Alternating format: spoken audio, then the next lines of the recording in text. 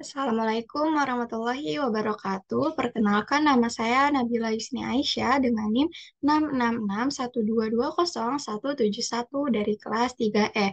Di sini saya akan menganalisis salah satu organisasi publik yaitu RSUD Panembahan Senopati Bantul.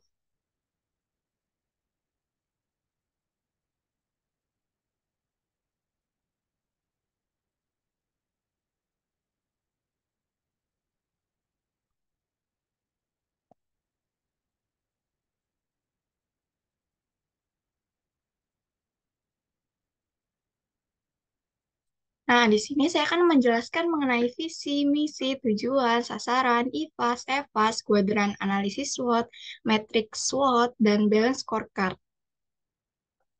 Nah, visi dari RSUD Panembahan Senopati Bantul ini yaitu terwujudnya rumah sakit yang unggul, berkualitas, dan menjadi pilihan utama masyarakat. Nah, visi pada RSUD ini tuh sudah benar karena kata terwujudnya itu sudah berorientasi pada masa depan. Nah, misi. Yang pertama, memberikan pelayanan prima pada pelanggan. Nah, kata memberikan ini tuh salah karena eh, kata memberikan ini tuh masih berorientasi pada masa depan. Yang seharusnya itu misi itu berorientasi pada masa sekarang. Nah, yang kedua itu meningkatkan profesionalisme sumber daya manusia. Nah, kata meningkatkan ini sudah benar karena kata meningkatkan sudah berorientasi pada masa sekarang. Yang ketiga itu melaksanakan peningkatan eh, mutu berkelanjutan. Nah, kata melaksanakan ini juga sudah benar karena berorientasi pada masa sekarang. Nah, yang keempat itu meningkatkan jalinan kerjasama dengan mitra terkait. Kata meningkatkan ini juga sudah benar karena kata meningkatkan berorientasi pada masa sekarang.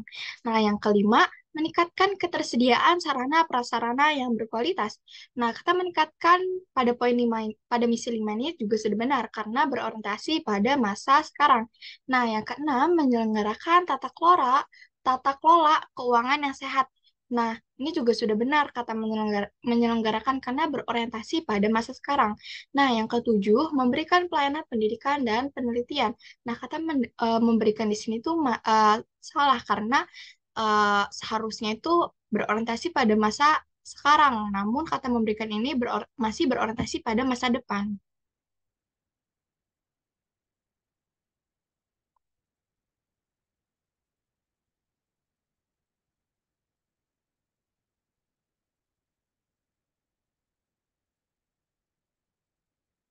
Nah, tujuan dari RSUD Panembahan Senopati Bantul ini yaitu terwujudnya proses pelayanan yang berkualitas, terwujudnya kepercayaan kepuasan pelanggan, terwujudnya karyawan yang produktif dan berkomitmen, terwujudnya proses pelaporan dan akses informasi yang cepat dan akurat, terwujudnya rumah sakit sebagai jejaring pelayanan pendidikan dan penelitian, terwujudnya pelayanan non fungsional untuk kepuasan pelanggan.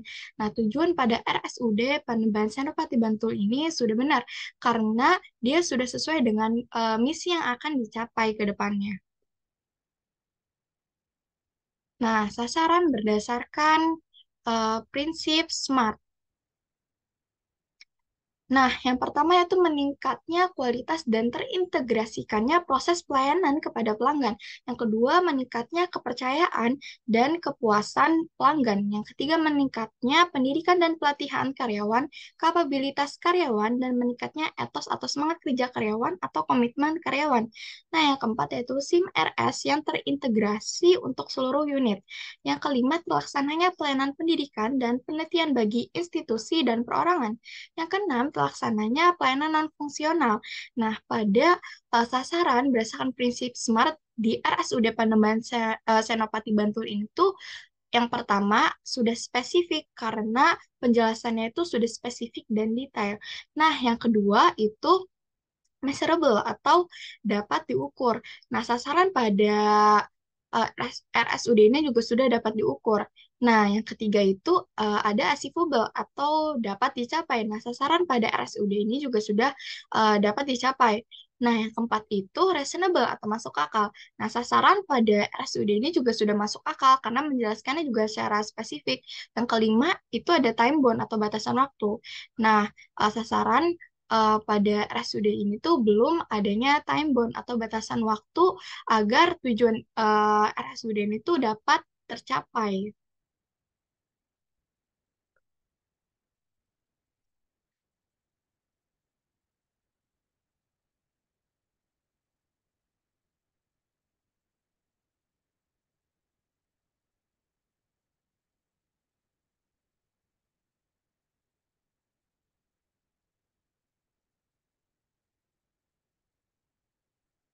Nah, analisis IFAS-nya. IFAS ini tuh berada pada faktor internalnya, yaitu ada kekuatan dan kelemahan. Nah, kekuatan itu adanya SOP RSUD yang jelas. Nah, ini bobotnya itu 0,113, ratingnya itu 8, skornya tuh 0,902. Nah, yang kedua itu sarana dan prasarana yang memadai seperti tersedianya peralatan CT scan 128 slice untuk mendeteksi gejala penyakit pasien. Dengan bobot 0,105, ratingnya 6, skornya 0,840. Nah, yang ketiga ada pendapatan BLUD yang terus meningkat. Nah, bobotnya itu 0,100, ratingnya itu 8, skornya itu 0,745. Nah, yang keempat itu ada digitalisasi pelayanan menggunakan aplikasi Sri Kandi.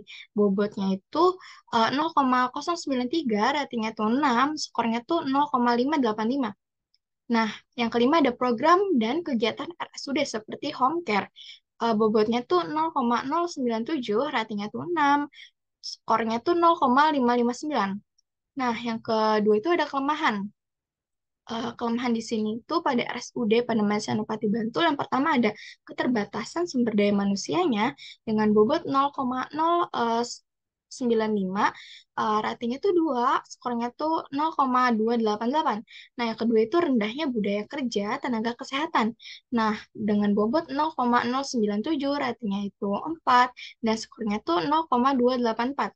Nah, yang ketiga ada sistem informasi manajemen yang belum berkembang. Nah, bobotnya itu 0,096, ratingnya itu 4, skornya itu 0,405. Nah, yang keempat, kurangnya pelatihan terhadap pegawai. Nah, bobotnya itu 0,101, ratingnya itu 3, skornya itu 0,303. Nah, kelima itu budaya akuntabilitas yang belum solid. Bobotnya itu 0,103, ratingnya itu 3, dan skornya itu 0,195. Nah, dari total IFAS ini keseluruhannya itu 1, skornya itu 5,106. Nah, analisis EVAS. Nah, EVAS di sini tuh terdapat dari faktor eksternalnya, yaitu adanya peluang dan ancaman. Nah, peluangnya itu perkembangan infrastruktur RSUD di kabupaten dengan bobot 0,100, ratingnya itu 8, skornya tuh 0,8. Nah, yang kedua itu penyesuaian tarif rumah sakit oleh pemerintah daerah yang dengan bobot 0,101, ratingnya 7, skornya 0,707. Yang ketiga ada Permendagri nomor 61 tahun 2007 tentang BLUD. Nah, bobotnya itu 0,105, ratingnya 6, skornya tuh 0,63. Nah, yang keempat ada dukungan stakeholder dari pemerintah, daerah, masyarakat maupun pemerintah pusat. Bobotnya itu 0,096, ratingnya tuh 7, skornya tuh 0,672. Nah, yang kelima ada tim penilai dan pengawas kinerja BLUD. Bobotnya itu 0,095, ratingnya 5, skornya 0,475. Nah, di sini terdapat ancaman dari RSUD Pandemen Senopati Bantul. Yang pertama itu adanya tuntutan pasien terhadap pelayanan semakin tinggi dengan bobot 0,093, ratingnya itu 5, skornya 0,465. Nah, yang kedua kurangnya dana kesehatan bagi penduduk miskin. Bobotnya tuh 0,103, ratingnya 4, skornya tuh 0,412. Nah, yang ketiga ada birokrasi penganggaran keuangan di Pemda Kabupaten Bantul. Bobotnya 0,105, ratingnya 2, skornya 0,21. Nah, yang keempat SDM pengelola keuangan daerahnya. Nah, bobotnya itu 0,107, ratingnya itu 2, skornya tuh 0,214. Nah, yang kelima masih minimnya masyarakat yang mendaftar secara online melalui aplikasi. Dengan bobot 0,095, ratingnya 3, skornya 0, eh, 0,285.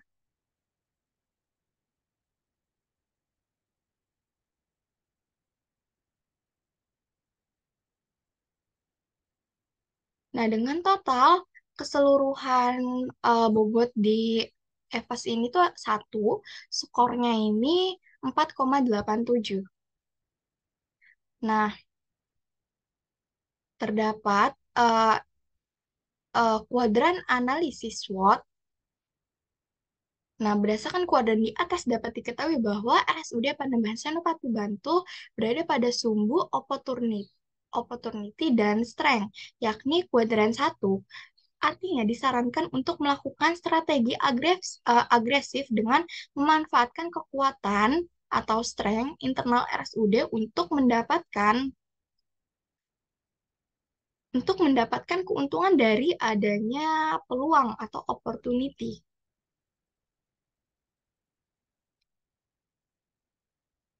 Nah, matriks SWOT di sini yang pertama ada kekuatan atau strength, yaitu adanya SOP RSUD yang jelas, sarana dan prasarana yang memadai, dengan tersedianya peralatan CT scan. Yang ketiga ada pendapatan BLUD yang terus meningkat, adanya digitalisasi pelayanan menggunakan aplikasi Sri Kandi. Yang kelima, program dan kegiatan RSUD seperti home care. Terus kelemahannya atau weakness-nya itu yang pertama ada keterbatasan sumber daya manusia. Yang kedua, rendahnya budaya kerja tenaga kesehatan. Yang ketiga, sistem informasi manajemen yang belum berkembang. Yang keempat, kurangnya pelatihan terhadap pegawai. Yang kelima, budaya akuntabilitas yang belum solid. Nah, yang peluang atau opportunity itu pada RSUD Panembahan Senopati Bantul, yang pertama adanya perkembangan infrastruktur RSUD di Kabupaten Bantul. Yang kedua, penyesuaian tarif rumah sakit oleh pemerintah daerah. Yang ketiga, Permendagri nomor 61 tahun 2007 tentang BLUD. Yang keempat, dukungan stakeholder dari pemerintah daerah, masyarakat, maupun pemerintah pusat. Nah, yang kelima, adanya tim penilai dan pengawas kinerja BLUD. Nah, ancaman di sini tuh adanya tuntutan pasien terhadap pelayanan yang semakin tinggi, dua, kurangnya dana kesehatan bagi penduduk miskin, yang ketiga, birokrasi penganggaran keuangan di Pemda Kabupaten Bantul, yang keempat, sumber daya manusia pengelolaan keuangan daerah, yang kelima itu masih minimnya masyarakat yang mendaftar secara online yang menggunakan aplikasi Sri Kandi. Nah, SO ini tuh gabungan dari adanya strength dan opportunity. Jadi menggunakan kekuatan dan peluang untuk menciptakan strategi. Yang pertama yaitu mengembangkan infrastruktur RSUD melalui peningkatan teknologi dengan bobot 0,100, ratingnya 3, skornya tuh 0,300. Nah, yang kedua yaitu menjalin kerjasama dengan Public Safety Center atau PSC. Terus adanya ambulan dan perusahaan swasta untuk meningkatkan pelayanan kesehatan dengan bobot 0,094, ratingnya 3, skornya 0,282. Nah, yang ketiga memperbaiki dan melengkapi sumber daya dengan sistem dan prosedur yang jelas. Nah, dengan bobot 0,095, ratingnya tuh 4, skornya tuh 0,380. Nah, dengan mengutamakan pelanggan atau pasien. Nah, WO di sini itu gabungan antara kelemahan atau weakness dengan opportunity atau peluang, menggunakan peluang untuk mengatasi kelemahan. Yang pertama yaitu mengadakan diklat atau pelatihan bagi pegawai dengan bobot 0,108, ratingnya 3, skornya 0,324. Nah, yang kedua itu peningkatan budaya kinerja pegawai dengan melakukan kerjasama dengan berbagai pihak atau stakeholder. Nah, dengan bobot 0,103, ratingnya 4, skornya 0,412. Nah, yang ketiga itu mengembangkan pelayanan dengan basis digital untuk mengembangkan infrastruktur RSUD. Nah, dengan bobot 0,102, ratingnya 4, skornya 0,408. Nah, ST di sini itu gabungan dari kekuatan dan juga ancaman. Jadi, menggunakan kekuatan untuk mengatasi ancaman. Yang pertama itu mengadakan sosialisasi terkait aplikasi Serikandi kepada masyarakat. Nah, dengan bobot 0,112, ratingnya 2, skornya 0,224.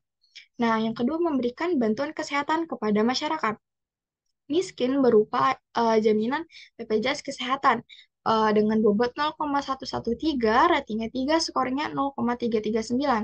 Nah, yang ketiga, memperdayakan program home care kepada masyarakat dengan bobot 0,093, ratingnya itu 3, skornya tuh 0,279. Nah, di sini ada WT, yaitu gabungan dari kelemahan dengan ancaman. Jadi menggunakan strategi untuk mengatasi keduanya antara kelemahan dan ancaman tadi. Nah, yang pertama itu dengan mengadakan diklat atau pelatihan bagi pegawai untuk meningkatkan kualitas pelayanan dengan bobot 0,105, ratingnya 4, scoringnya 0,420. Yang kedua yaitu mengadakan sosialisasi sebagai bagi akuntabilitas RSUD dan mengajak masyarakat mendaftar secara online menggunakan aplikasi Sri Kandi dengan bobot 0,070, ratingnya 2, skornya 0,140. Nah, yang ketiga itu mengembangkan sistem informasi manajemen untuk pengelolaan keuangan yang optimal dengan bobot 0,110, ratingnya 3, scoringnya tuh 0,330. Nah, itu tadi penjelasan dari matriks SWOT.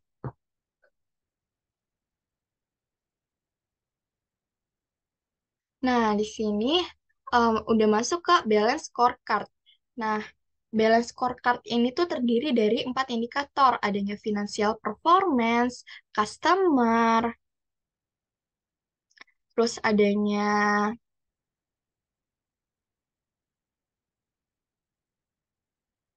learning and growth, terus adanya internal.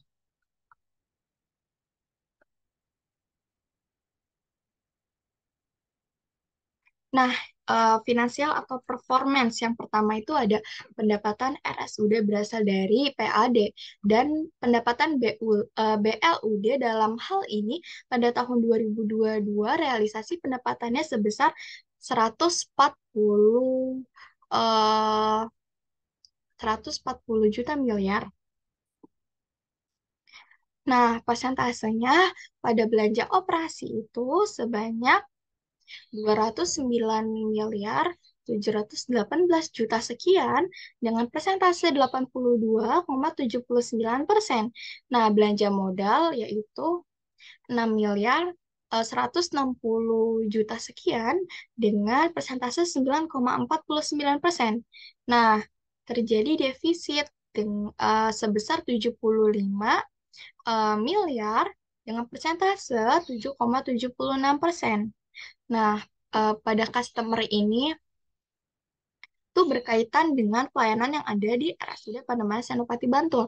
Nah, berdasarkan data Indeks Kepuasan Masyarakat atau IKM, RSUD Pademangan Senopati Bantul, di mana penilaian pada setiap aspek sebagai berikut, yaitu adanya IGD dengan persentase 15%, adanya pelayanan rawat jalan dengan persentase 10%, layanan rawat inap dengan persentase 30%, medical check up dengan persentase 45%. Nah, indikator yang ketiga itu learning and grow. Nah, adanya pelatihan pencegahan dan pengendalian infeksi atau PPI dengan persentase 60%, adanya in-house training pengelolaan B3, K3RS, proteksi kebakaran dan keamanan dan penanganan bencana atau pelatihan mengenai keselamatan kerja dengan presentasi 40%. Nah, faktor yang keempat ini pada balance scorecard yaitu internal. Nah, adanya SOP yang jelas 30%, sarana prasarana memadai seperti tersedianya peralatan CT scan, nah dengan persentase 30%, terus ada pelayanan yang cepat menggunakan aplikasi Serikandi dengan persentase 40%. Baik, cukup sekian. Kurang lebihnya mohon maaf. Eh, Wassalamualaikum warahmatullahi wabarakatuh.